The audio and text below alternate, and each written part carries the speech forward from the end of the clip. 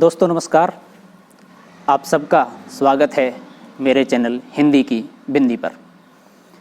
आइए आज कुछ नई चीज़ सीखते हैं हिंदी भाषा, हिंदी साहित्य, हिंदी व्याकरण में।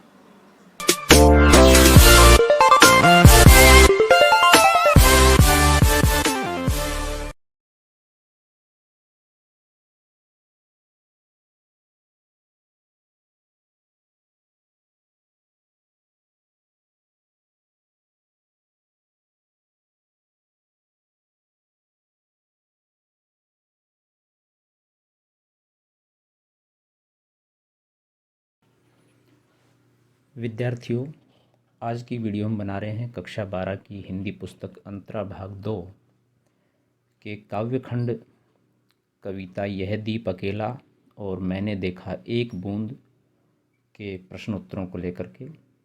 ये कविताएं हिंदी के बहुत ही विशिष्ट अग्रज और आधुनिक काव्य के प्रयोगवाद के बहुत प्रमुख कवि सच्चिदानंद हीरानंद वात्स्यायन अग्गे, जो कि अग्गे नाम से अधिक प्रसिद्ध हैं।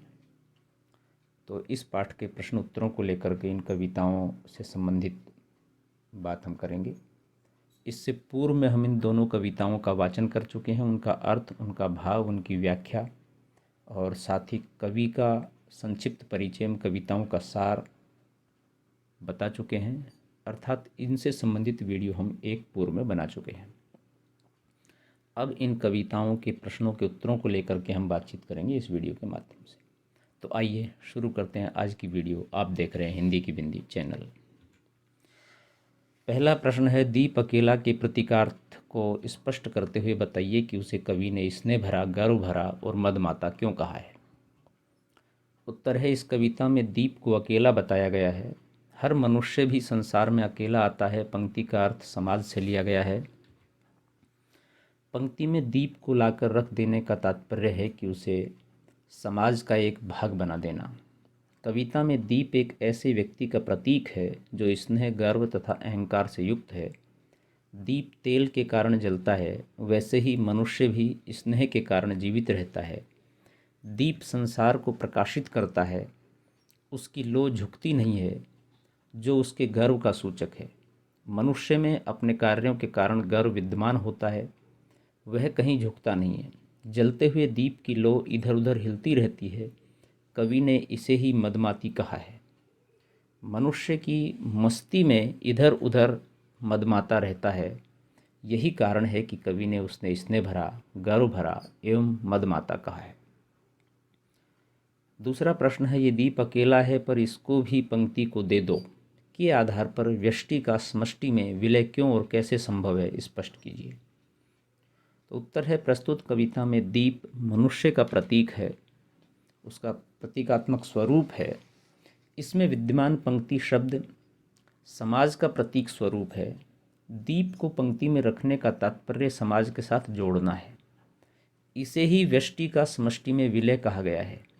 ऐसा होना आवश्यक है। समाज में रहकर ही मनुष्य अपना तथा समाज का कल्याण करता है। इस तरह ही समाज और मनुष्य का कल्याण होता है। जिस तरह दीप पंक्ति में स्थान पाकर अधिक बल से संसार को प्रकाशित करता है, वैसे ही मनुष्य समाज में एकीकार होकर समाज का विकास करता है। दोनों का विलय होना आवश्यक है, उनकी शक्ति का विस्तार है। अकेला व्यक्ति और दीप कुछ नहीं कर सकते। जब वह पंक्ति तथा समाज में विलय होते हैं तो उनकी शक्ति का विस्तार होता है। अन्य के साथ मिलकर वह अधिक शक्तिवान हो जाते हैं। सामूहिक रूप से, सामाजिक रूप से कार्य करना, यानी कि अधिक मजबूती के साथ कार्य करना है। अगला प्रश्न है, गीत और मोती की सार्थकता किससे जुड़ी है। उत्तर है, गीत तभी सार्थक है जब वह गायन से जुड़ा हुआ है, और मोती तभी सार्थक है जब गोताखोर उसे बाहर निकाल लाए। गीत को जब तक गाया नहीं जाएगा तब तक उसकी सार्थकता निरर्थक है। पन्ने में लिखा गीत अपनी पहचान नहीं बना सकता। जब लोगों द्वारा गाया जाएगा तभी उसे पहचाना जाएगा, तभी वह सार्थक कहलाएगा। ऐसे ही मोती को यदि कोई गोताखोर समुद्र की गहराई से निकालकर बाहर नहीं लाएगा, उसे कोई नहीं पहचान पाएगा। समुद्र की गोद में कितने ही मोती विद्यमान होंगे, वे बाहर नहीं लाए गए हैं, अतः उन्हें कोई नहीं पहचानता है, वे समुद्र तल में निरर्थक ही हैं। ऐसे ही बहुत सारी कविताएं हैं, बहुत सारे गीत हैं जो लिखे गए हैं लेकिन गाए नहीं गए हैं, लोगों तक पहुँचे नहीं गए हैं, पहुँचाए नहीं गए हैं, तो उनकी सार्थकता नहीं है, उसकी उपयोगिता नहीं है, उनमें कितनी गहराई है, कितनी सार्थकता, ये पता ही नहीं है। अगला प्रश्न है ये अद्वितीय, यह मेरा, यह मैं स्वयं विसर्जित। पंक्ति के आधार पर व्यष्टि के समष्टि में विसर्जन की उपयोगिता बताइए। उत्तर है जब व्यष्टि का समष्टि में विसर्जन होता है तब उसकी उपयोगिता बढ़ जाती है। प्रत्येक व्यक्ति सभी गुणों से युक्त है, लेकिन समाज में उसका विलय नहीं है तो वह अकेला होगा। अकेला वह अपने गुणों का लाभ न स्वयं उठा पाएगा और न किसी अन्य का भला कर पाएगा। जब वह समाज के साथ जुड़ जाता है तब उसके गुणों का सही लाभ उठाया जा सकता है। अपने गुणों से वह समाज का कल्याण करता है। इस तरह वह अपने साथ साथ समाज का भी सही मार्गदर्शन करता है।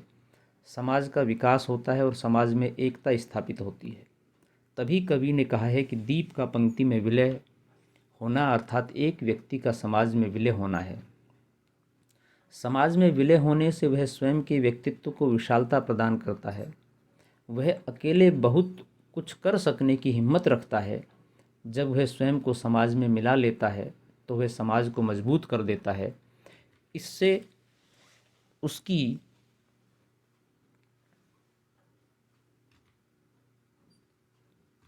इससे हमारे राष्ट्र की मजबूती होती है, उसको सशक्ति मिलती है। अगला प्रश्न है ये मधु है, तख्ता निर्भय। पंक्तियों के आधार पर बताइए कि मधु, गोरस और अंकुर की क्या विशेषताएं हैं। उत्तर है कवि के अनुसार मधु अर्थात शहद की विशेषता होती है कि इसे बनने में समय लगता है। मधुमक्खियाँ इसे इकट्ठा करती है और समय इसे धीरे धीरे टोकरे में एकत्रित करके उसमें वह रस उत्पन्न करता है।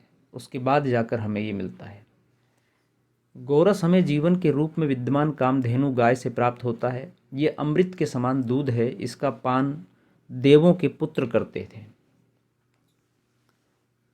अंकुर की अपनी विशेषता है, ये पृथ्वी की कठोर धरती को भी अपने कोमल पत्तों से भेद कर बाहर निकल जाता है। सूर्य को देखने से डरता नहीं है, निडरता से उसका सामना करता है। प्रश्न नंबर 6 है भाव सौंदर्य स्पष्ट कीजिए। यह प्रकृत स्वयंभू शक्ति को दे दो। ख यह सदा द्रवित चिर जागरूक चिर अखंड अपनापा। गए जिज्ञासु प्रबुद्ध सदा श्रद्धा में इसको भक्ति को दे दो। तो क का उत्तर है कविता में प्रकृत स्वयंभू और ब्रह्मा संज्ञाएं अंकुर को दी गई हैं। अंकुर धरती से बाहर आने के लिए स्वयं ही प्रयास करता है। वह धरती का सीना चीरकर स्वयं बाहर आ जाता है। सूर्य की ओर देखने से वह डरता नहीं है, निडरता से उसे देखता है। इस तरह कवि के अनुसार कवि भी गीतों का निर्माण स्वयं करता है, उनका गान निर्भरता से करता है। कवि चाहता है कि उसे अन्य के समान सम्मान दिया जाना चाहिए। उत्तर ख का दीप सदैव आग को धारण किए रहता है। इस कारण से वह उसके दुख को बहुत अच्छी तरह से जानता है। इस सब के बाद भी वह दया भाव से युक्त होकर स्वयं जलता है और दूसरों को प्रकाश देता है। वह सदा जागरूक रहता है, सावधान है और सबके साथ प्रेम का भाव रखता है। उत्तर ग का कविता में दीप को कवि ने व्यक्ति के रूप में चित्रित किया है। व्यक्ति हमेशा जिज्ञासु प्रवृत्ति का रहा है। इसी कारण वह ज्ञानवान और श्रद्धा से भरा हुआ है। मनुष्य तथा दीप दोनों में ये गुण विद्यमान होते हैं। अगला प्रश्न है 7वां। ये दीप अकेला एक प्रयोगवादी कविता है। इस कविता के आधार पर लघु मानव के अस्तित्व और महत्व पर प्रकाश डालिए। उत्तर है प्रस्तुत कविता में कवि ने दीपक की विशेषता बताई है। वह अकेला जलता है, इसके बाद भी वह स्नेह से युक्त है, उसमें गर्व विद्यमान है। उसका व्यक्तित्व इतना विशाल है कि अकेले में भी अपने को सार्थकता प्रदान कर रहा है। उसमें विद्यमान गुण समाज के लिए बहुत आवश्यक हैं। आवश्यकता पड़ने पर वह अपना सर्वस्व समाज के लिए दे सकता है। वह नहीं चाहता कि कोई आत्महत्या के लिए उस पर दबाव डाले, वह इसे अपनी स्वेच्छा से करने के हक में है। प्रश्न नंबर 8 है, कविता के लाक्षणिक प्रयोगों का चयन कीजिए और उनमें निहित सौंदर्य स्पष्ट कीजिए। उत्तर है, कविता में कवि ने बहुत से लाक्षणिक प्रयोगों का चयन किया है। सबसे पहले उसने यह दीप अकेला में व्यक्ति के प्रतीक के रूप में दीप का प्रयोग किया है।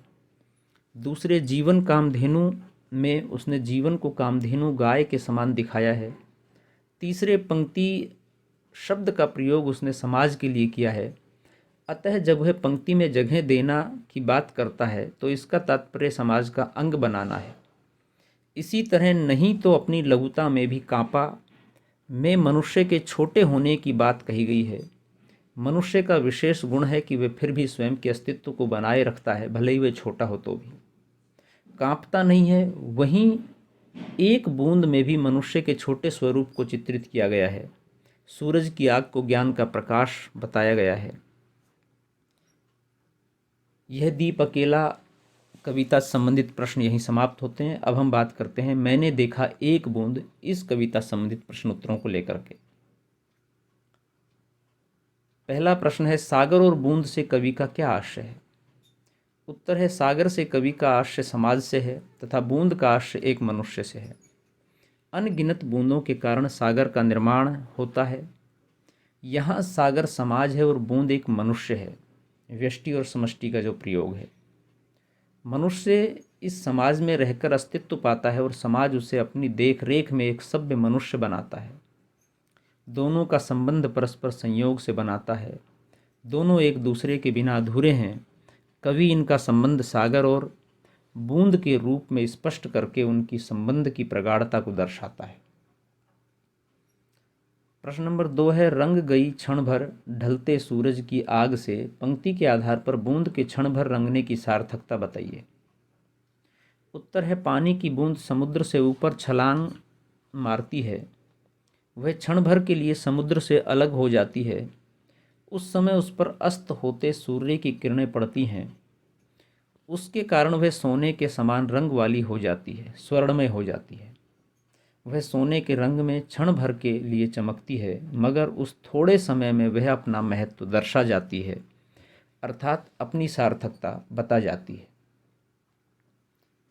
प्रश्न नंबर 3 है, सोने विराट के सम्मुख दाग से पंक्तियों का भावार्थ स्पष्ट कीजिए। उत्तर है, इस संसार में हर वस्तु नश्वर है। तात्पर्य है कि हर वस्तु को एक दिन समाप्त हो जाना है। इसके डर से मनुष्य भयभीत रहता है। मगर जब बूंद सागर से क्षण भर के लिए अलग होती है तो उसे नष्ट होने का डर समाप्त हो जाता है। मुक्ति का एहसास उसके हृदय में भर जाता है। यह वह क्षण होता है जब वह स्वयं के जीवन को या अस्तित्व को सार्थक कर देती है। मधुर मिलने से प्राप्त प्रकाश इस कलंक को धो डालता है कि मनुष्य जीवन भी एक दिन समाप्त हो जाएगा। प्रकाशित वह क्षण ही उसके जीवन को सार्थकता प्रदान कर देती है। कवि उस बूंद में उस विशालता के दर्शन करता है जो उसे सागर की अथाह जल राशि को देखकर भी प्राप्त नहीं होता है। उसे एहसास होता है कि वह अपने समाप्त होने वाले शरीर से भी ऐसे कार्य कर सकता है जो उसके छोटे से जीवन को सार्थकता प्रदान करता है। वह ऐसा साधक बन जाता है जिसे सभी पापों से छुटकारा मिल गया है। प्रश्न नंबर 4 है, क्षण के महत्व को उजागर करते हुए कविता का मूल भाव लिखिए। उत्तर है, यह कविता मनुष्य को क्षण का महत्व बताती है। कवि चाहता है कि मनुष्य द्वारा स्वार्थ हित से स्वयं को हटाकर व्यष्टि का समष्टि में विलय कर देना चाहिए। इस संसार में विद्यमान प्रत्येक व्यक्ति दुखी है, अतः हमें चाहिए कि मिलकर लोगों के दुखों को दूर करने का प्रयास करें। इसी तरह एक बूंद सागर से अलग होकर क्षण भर में सूर्य के प्रकाश से चमक उठती है। यह हमें सीख देता है कि इस विशाल संसार में मनुष्य अपने नश्वर शरीर के साथ भी स्वयं के छोटे से जीवन को सार्थक कर दे सकता है। यह क्षण ही तो है जो उसे मनुष्य को स्वयं को सार्थक करने के लिए अवसर प्रदान करता है। इसी क्षण के कारण वह समुद्र रूपी संसार में बूंद के समान होते हुए भी सूर्य की चमक से स्वयं को चमकाता रहता है। उसकी क्षण भर की चमक लोगों को प्रेरित करती है। वह नश्वरता के कलंक से आज़ाद हो जाता है क्षण उसके जीवन में विशेष महत्व रखता है। योग्यता विस्तार वाले प्रश्नोत्तरों की बात करें तो पहला प्रश्न है, आगे की कविताएं नदी के द्वीप व हरी घास पर क्षण भर पढ़िए और कक्षा की भित्ति पत्रिका पर लगाइए। ये दोनों कविताएं वैसे तो इंटरनेट पर उपलब्ध हैं, लेकिन हम आपको यहाँ दे रहे हैं, और इनको पढ़ने के बाद भित्ति चित्र पर इनको आप चस्पा कर सकते हैं, प्रिंट निकाल करके या लिख करके। ये दोनों कविताएं हैं नदी के द्वीप। हम नदी के द्वीप हैं, हम नहीं कहते कि हमको छोड़कर स्रोतस्विनी बह जाए। वह हमें आकार देती है, हमारे कोण, गलियां, अंतरीप, उभार, सैकत, कूल, सब गोलाइयाँ उसकी गढ़ी हैं। माँ है वह, है इसी से हम बने, किंतु हम हैं द्वीप, हम धारा नहीं हैं। स्थिर समर्पण है हमारा, हम सदा से द्वीप हैं स्रोतस्विनी के, किंतु हम बहते नहीं हैं, क्योंकि बहना रेत होना है। हम बहेंगे तो रहेंगे ही नहीं, पैर उखड़ेंगे, पल्लवन होगा, डहेंगे सहेंगे बह जाएंगे, और फिर हम चूर्ण होकर भी कभी क्या धार बन सकते। रेत बनकर हम सलील को तनिक गंदला ही करेंगे, अनुपयोगी ही बनाएंगे। द्वीप हैं हम, यह नहीं है शाप, यह अपनी नियति है। हम नदी के पुत्र हैं, बैठे नदी की गोद में। वह व्रत भूखंड से हमको मिलाती है, और वह भूखंड अपना पितर है। नदी तुम बहती चलो, भूखंड से जो दाय हमको मिला है मिलता रहा है। मांझती संस्कार देती चलो, यदि ऐसा कभी हो तुम्हारे आह्लाद से या दूसरों के किसी स्वैराचार से, अतिचार से, तुम बढ़ो, प्लावन तुम्हारा घर घराता उठे। यह स्रोतस्विनी ही कर्म नाशा, कीर्ति नाशा, घोर काल प्रवाहिनी बन जाए, तो हमें स्वीकार है वह भी। उसी में रेत होकर फिर छनेंगे हम, जमेंगे हम, फिर कहीं पैर टेकेंगे। कहीं फिर भी खड़ा होगा नए व्यक्तित्व का आकार, मात उसे फिर संस्कार तुम देना। ये थी नदी के द्वीप कविता। अब दूसरी कविता हरी घास पर क्षण भर। बड़ी ही प्रसिद्ध कविताएं याज्ञ जी की दोनों ये। आओ बैठें इसी ढाल की हरी घास पर, माली चौकीदारों का यह समय नहीं है, और घास तो अधुनातन मानव मन की भावना की तरह सदा बिछी है हरी न्योती, कोई आकर रोंदे। आओ बैठो तनिक और सटकर, कि हमारे बीच स्नेह भर का व्यवधान रहे बस। नहीं दरारें सब विशिष्ट जीवन की, चाहे बोलो चाहे धीरे धीरे बोलो, स्वगत गुनगुनाओ चाहे चुप रह जाओ। हो प्रकृस्त तनो मत, कटी छटी उस बाढ़ सरीखी। नमो खुल खिलो सहज मिलो, अंत संयत हरी घास सी, क्षण भर भुला सके हम। नगर की बेचैन बुदकती गड़मड़ अकुलाहट, और न माने उसे पलायन। क्षण भर देख सकें आकाश, धरा, दूरवा, मेधाली, पौधे, लता, डोलती, फूल, झरे पत्ते, तितली, भुनगे, फुनगी पर पूंछ उठाकर इतराती छोटी सी चिड़िया। और नह सहसा चोर कह उठे मन में, प्रकृतिवाद है स्खलन, क्योंकि युग जनवादी है।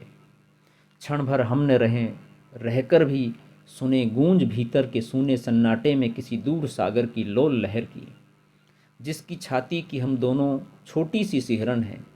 जैसे सीप सदा सुना करती है, क्षण भर लय हो मैं भी तुम भी, और न सिमटे सोच कि हमने अपने से भी बड़ा किसी भी अपर को क्यों माना।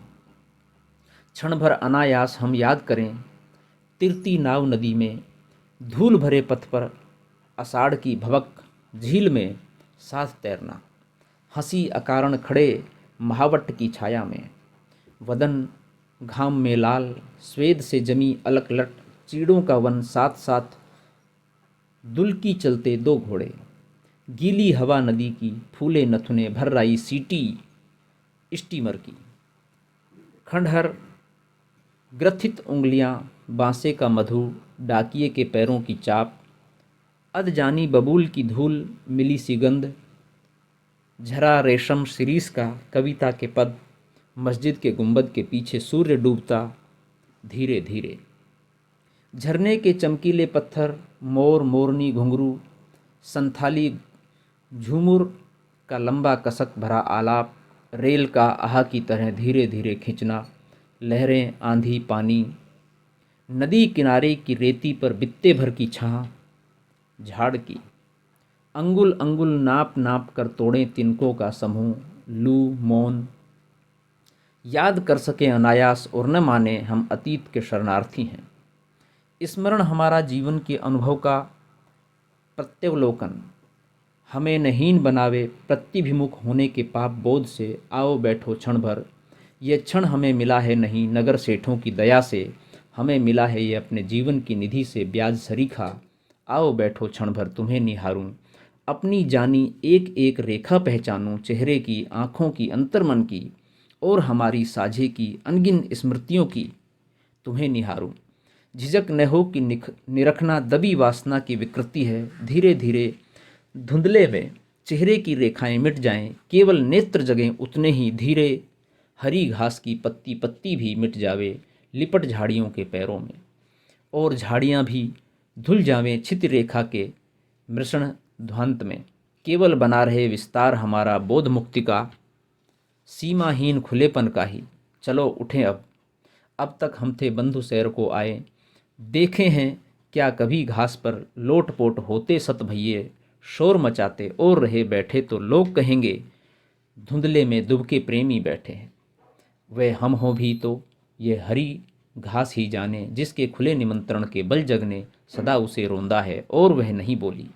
नहीं सुने हम वह नगरी के नागरिकों से, जिनकी भाषा में अतिशय चिकनाई है साबुन की, किंतु नहीं है करुणा, उठो चलें प्रिय। तो विद्यार्थियों, ये कविता हमने यहाँ प्रस्तुत की। आप इनको अपनी विद्यालय की, लाइब्रेरी की कक्षाओं की दीवारों पर भित्ति चित्रों के रूप में इन्हें चस्पा कर सकते हैं। दूसरा इसका प्रश्न है, मानव और समाज विषय पर परिचर्चा कीजिए। उत्तर है, मानव के जीवन में समाज का विशेष महत्व होता है। मानव ने ही समाज का निर्माण किया है, समाज में रहकर वह स्वयं का विकास करता है, इसलिए उसे सामाजिक प्राणी कहा जाता है। समाज में रहकर उसकी हर प्रकार की आवश्यकता पूरी होती है, उसका चरित्र निर्माण होता है, उसको अपने सुख दुख बांटने के लिए किसी न किसी की आवश्यकता होती है और समाज इसमें मुख्य भूमिका को निभाता है। पशु पक्षियों का भी अपना समाज होता है, अतः हम समझ सकते हैं कि समाज कितना आवश्यक है। समाज में रहकर ही वह सभ्य कहलाता है। समाज उसके लिए उचित अनुचित की सीमा तय करता है, उसके गलत कदमों को रोकता है तथा उसे उचित अनुचित का ज्ञान करवाता है। जैसे यदि एक मनुष्य एक से अधिक विवाह करता है तो समाज इसे अनैतिक बताते हुए उसे ऐसा करने से रोकता है। ऐसे बहुत से कार्य हैं जिसे समाज द्वारा किया जाता है। समाज मानव के विकास के लिए कार्य करता है। यह ऐसी संस्था है जो मानव द्वारा निर्मित है और मानव ही इसके अंग हैं। यदि इस पृथ्वी में मानव जाति का अंश न रहे तो समाज भी नहीं रहेगा। दोनों सदियों से एक दूसरे से मिले हुए कार्य करते आ रहे हैं, यानी कि समाज और मनुष्य एक दूसरे के पूरक हैं। तीसरा प्रश्न है, भारतीय दर्शन में सागर और बूंद का संदर्भ जानिए। उत्तर है, भारतीय दर्शन का अर्थ भारत के अंदर किसी भी संप्रदाय, धर्म, जाति आदि के द्वारा किए गए विचार विमर्श तथा चिंतन मनन को कहते हैं। सदियों से भारत में विभिन्न धर्म, संप्रदाय तथा जातियों का उद्भव और विकास हुआ है। इनके मध्य आत्मा, परमात्मा, जन्म मरण, स्वर्ग नरक, सत्य असत्य, उचित अनुचित, सुख दुख इत्यादि विषयों पर चिंतन मनन किया गया है। यह संचित ज्ञान दर्शन कहलाता है। चूंकि यह भारत भूमि से संबंधित है, अतः इसे भारतीय दर्शन कहते हैं। यह मात्र हिंदुत्व तक सीमित नहीं है, इसमें वेदों, उपनिषदों तथा आर्यों द्वारा वर्णित ज्ञान को रखना दूसरे धर्म तथा संप्रदाय के साथ अन्याय करना होगा। भारतीय दर्शन बहुत ही विशाल है। ये स्वयं सागर के समान है, जिसकी गहराई में जितने उतरते जाओ उतना ही ज्ञान भरा पड़ा है, उतना ही कम लगता है। परंतु प्रश्न यह है कि भारतीय दर्शन में सागर और बूंद का किस संदर्भ में प्रयोग किया गया है। भारतीय दार्शनिकों ने सागर का प्रयोग संसार की विशालता, उसमें व्याप्त दुख, मोह इत्यादि को दर्शाने के लिए किया है। सागर का क्षेत्र विशाल और अनंत है, उसमें अनगिनत जीव विद्यमान हैं। वैसे ही संसार का स्वरूप है, यह ऐसा स्थान है जहाँ आकर जीवात्मा कर्म करती है और उनके अनुसार फल पाती है। अतः भारतीय दर्शन शास्त्रियों ने संसार को सागर की संज्ञा दी है। कहीं कहीं दुख को भी सागर के समान माना गया है। दार्शनिकों का मानना था कि सागर की तरह दुख का कोई अंत नहीं है। जीवात्मा दुख के दलदल में फंसकर दारुण ताप पाती है। वह मोह, वासना, प्रेम इत्यादि भावनाओं से ग्रस्त होकर जन्म मरण के चक्र में फंसी रहती है। बूंद को जीवात्मा या आत्मा के संदर्भ में प्रयोग किया गया है। सागर यानी कि संसार में अनगिनत बूंद यानी कि जीवात्मा विद्यमान है। जीवात्मा संसार रूपी सागर में अपने अस्तित्व के लिए प्रयासरत रहती है।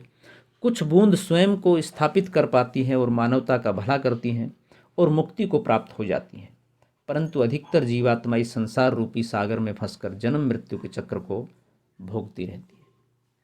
तो विद्यार्थियों, ये थे योग्यता विस्तार के प्रश्नोत्तर, और ये दीप अकेला और एक बूंद, इन दोनों कविताओं से संबंधित, इस पाठ से संबंधित प्रश्नों के उत्तरों की वीडियो हमने बनाई। वीडियो आपने पूरी देखी, इसके लिए आपका बहुत बहुत धन्यवाद। आशा करते हैं कि वीडियो आपके लिए लाभान्वित होगी, और यदि वीडियो अच्छी लगी तो लाइक करें, शेयर करें, कमेंट्स करें, और हिंदी की बिंदी चैनल को सब्सक्राइब करना न भूलें। साथ ही साथ आप बेल आइकॉन को भी दबाएं ताकि सभी प्रकार की वीडियो की सूचना आप तक पहुंच जाएं। यदि आपके मन में कोई सवाल, कोई जिज्ञासा, कोई प्रश्न हो इस वीडियो को लेकर के या किसी अन्य टॉपिक को लेकर के, तो आप कमेंट्स के माध्यम से हमें सूचित करें, हम उसका समाधान करने का प्रयास करेंगे। आज के लिए इतना ही। नेक्स्ट वीडियो में नेक्स्ट टॉपिक साथ फिर मिलते हैं, तब तक के लिए शुक्रिया, नमस्कार।